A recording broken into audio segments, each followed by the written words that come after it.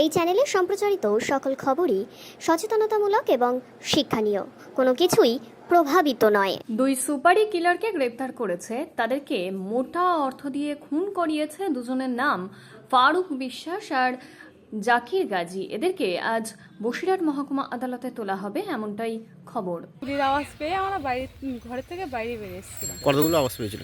একটাই আওয়াজ হয়েছিল। কোথায় কোথায় ছিল তখন? আমরা তখন এই বাইরে বেরিয়েছিলাম, বাইরে গিয়ে ওখানে দেখেছিলাম গিয়ে। আচ্ছা, ওখানে কি বসেছিল উনি? না, আমার মনে দেখি তখন মাটিতেই মাটিতে পড়েছিল। কোথায় গুলি করেছিল? মাথায়। আচ্ছা, কি করে উনি? ওই মাঠে ঘাটে চাষবাস করে, দোকান আছে বাড়ি।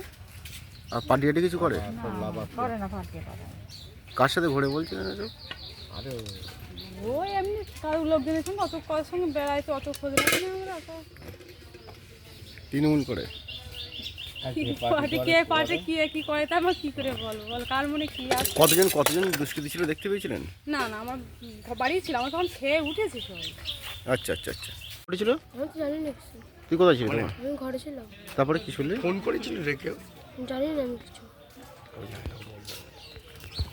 কি হয়েছে? গুলির আওয়াজ হয়েছিল আর মাটা সব বেরিয়ে উঠেছিল, বাবা গুলি পড়েছিল। তা তুমি কি দেখলে? আমি আমি বাড়ির দিকে দাঁড়িয়েছিলাম, আমার বাবা হসপিটালে গিয়েছিল। বাবা গুলি করেছে? তোমার নাম কি? আমার নাম সুজিত ছড়া। ঘটেছিল?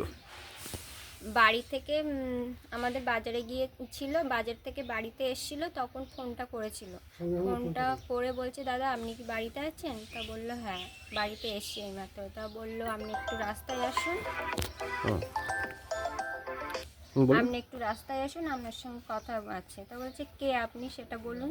বলছে আপনার বাড়ির সামনেই দাঁড়িয়ে আছে, একটু আসুন কথা বলবো।